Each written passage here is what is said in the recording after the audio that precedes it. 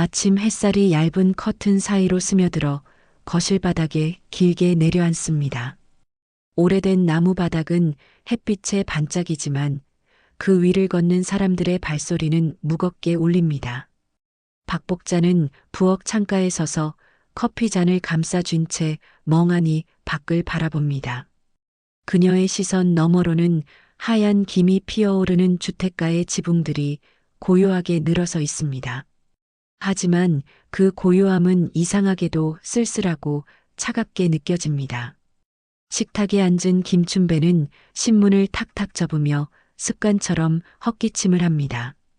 술에 절은 듯한 냄새가 공기를 무겁게 감쌉니다. 그는 한쪽 손에 담배를 들고 다른 손으로 신문을 넘깁니다. 복자는 그 냄새를 모른 척하며 커피를 한 모금 삼킵니다. 30년 동안 익숙해진 냄새였지만 오늘은 유난히 거슬립니다. 막내딸 김다연은 휴대폰을 귀에 대고 웨딩드레스 피팅 예약 시간을 확인하고 있습니다. 그녀의 얼굴에는 설렘이 가득하지만 집안 공기의 묘한 긴장감은 그녀의 웃음을 살짝 무디게 만듭니다. 큰딸 김미정은 출근 준비를 하며 부모의 눈치를 살핍니다. 그녀는 어린 시절부터 이런 분위기에 익숙했지만 오늘은 어쩐지 불안감이 스칩니다. 복자는 싱크대 앞에 서서 젖은 손을 수건에 닦습니다. 머릿속에는 아이들 결혼할 때까지만 참자라고 되뇌던 지난날의 목소리가 희미하게 울립니다. 그 다짐이 수십 번 반복되면서도 그녀는 단 한 번도 그것을 지키는 자신이 비참하다고 느낀 적이 없었습니다. 하지만 오늘은 달랐습니다. 모강 깊숙이 묵직한 무언가가 걸린 듯 숨이 막히는 기분이 스며듭니다. 문을 두드리는 소리에 복자는 몸을 돌립니다. 옆집 김 여사가 손에 담긴 떡을 내밀며 활짝 웃습니다. 이제 애들도 다 컸으니 당신도 좀 쉬어야지요. 김 여사의 말에 복자는 억지 미소를 지으며 떡을 받아듭니다. 그러나 손끝이 미세하게 떨리는 건 감출 수 없었습니다. 그녀의 입꼬리는 웃고 있지만 눈빛은 이미 먼 곳을 향하고 있습니다. 저녁이 되자 춘배는 텔레비전 앞에서 소파에 누워 채널을 돌립니다. 텔레비전 소음이 커질수록 그의 투덜거림도 커집니다. 복자는 설거지를 멈추고 거실 쪽을 바라봅니다. 소파 위에 앉아 있는 춘배의 어깨 너머로 흐릿하게 오래된 결혼 사진이 걸려 있습니다. 액자 속의 젊은 두 얼굴은 웃고 있지만 현실의 두 사람은 전혀 다른 길 위에 서 있습니다. 복자의 손에서 물방울이 뚝뚝 떨어집니다. 그녀는 젖은 손을 닦지도 않고 천천히 식탁 쪽으로 걸어옵니다. 춘배는 그녀를 힐끔 쳐다보지만 다시 시선을 돌립니다. 이 집에서 그 시선은 말보다 날카로운 칼처럼 오래전부터 복자를 찔러왔습니다. 그러나 오늘만큼은 그 칼끝이 더 이상 아프게 느껴지지 않습니다. 밤 공기가 창문 틈새로 스며들며 거실의 공기를 차갑게 만듭니다. 복자는 창문 앞에 서서 굳게 닫힌 커튼을 바라봅니다. 그 시선 속에는 오랜 시간 눌러왔던 감정이 거칠게 꿈틀거리고 있었습니다. 아무 말 없이 지나가던 수십 년의 세월이 이 조용한 밤에 무너져 내릴 것 같은 기분이 퍼집니다. 아주 조용하지만 폭풍은 이미 시작되고 있었습니다. 다음 날 아침 복자는 일찍 외출할 준비를 합니다. 평소와 달리 머리를 말끔히 묶고 얇은 코트를 걸칩니다. 손에는 낡은 가죽 가방이 들려 있습니다. 거실에 앉아 있는 춘배는 신문을 내려다보며 눈길도 주지 않습니다. 그녀는 그의 시선을 피하며 조용히 문을 나섭니다. 버스 안창문에 비친 복자의 얼굴은 굳게 다물린 입술로 긴장감을 드러냅니다. 도착한 곳은 동사무소였습니다. 서류 창구 앞에서 복자는 떨리는 손으로 번호표를 줍니다. 번호가 불리자 그녀는 조심스레 걸어가 자리에 앉습니다. 직원이 무심하게 이혼 서류입니다라고 말합니다. 복자는 입술을 깨물며 고개를 끄덕입니다. 한편 춘배는 동네 친구들과 포장마차에 앉아 막걸리를 마시며 우리 집은 아무 문제 없어라고 큰 소리칩니다. 그의 웃음은 거칠고 말끝마다 자존심이 묻어납니다. 그러나 그의 손이 잔을 움켜쥐는 힘은 평소보다 더 세게 들어갑니다. 마음 한구석에 불편한 그림자가 스며들고 있었습니다. 미정은 퇴근 후 다연을 데리고 웨딩드레스 가게에 들릅니다. 하얀 드레스를 입은 다연의 얼굴은 들떠 있었지만 미정의 눈빛은 어딘가 불안합니다. 엄마 요즘 이상하지 않아?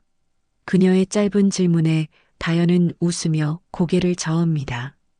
하지만 웃음이 어색하게 번집니다. 저녁 무렵 복자는 집으로 돌아옵니다. 조심스레 서류를 가방에서 꺼내 서랍 안쪽 깊숙이 넣습니다. 그 순간 거실 불빛이 서랍문에 어렴풋이 비칩니다. 문틈 너머에서 춘배의 그림자가 길게 드리워집니다. 그 그림자는 오래된 기억처럼 집안 공기를 서서히 조여옵니다. 춘배는 서랍을 열어 서류를 발견합니다. 종이 위에 적힌 협의 이혼 신청서라는 글자를 읽는 순간 그의 손이 굳습니다. 그는 아무 말도 하지 않고 서류를 다시 덮습니다. 그날 밤 집안은 이상할 만큼 고요합니다. 그러나 공기에는 보이지 않는 긴장감이 맴돕니다. 미정은 퇴근 후 전화를 걸어 어머니의 안부를 묻습니다. 그러나 복자는 짧게 괜찮다는 말만 남기고 전화를 끊습니다. 다연은 예비 신랑 도윤과 결혼식 일정 문제로 다투고 돌아옵니다. 그녀는 거실에 앉아 한숨을 내쉽니다. 복자는 그런 다연의 옆에 앉아 등을 토닥입니다. 다연은 울먹이며 결혼이 이렇게 힘든 줄 몰랐어라고 말합니다. 복자는 아무 말 없이 그녀의 어깨를 감싸 안습니다. 손끝은 차갑게 식어 있었고 그 떨림은 다연에게도 전해집니다. 복자는 다음 날 아침 이혼 서류를 가방에 넣어 챙깁니다. 거울에 비친 자신의 얼굴은 낯설 만큼 단단합니다. 춘배는 식탁에 앉아 묵직한 시선으로 그녀를 바라봅니다. 오늘 어디 가냐라는 짧은 말이 공기를 가릅니다. 복자는 대답하지 않고 신발을 신습니다. 문을 나서는 순간 그녀의 뒷모습에 춘배의 눈빛이 꽂힙니다. 미정은 그 눈빛을 보고 불길한 예감을 느낍니다.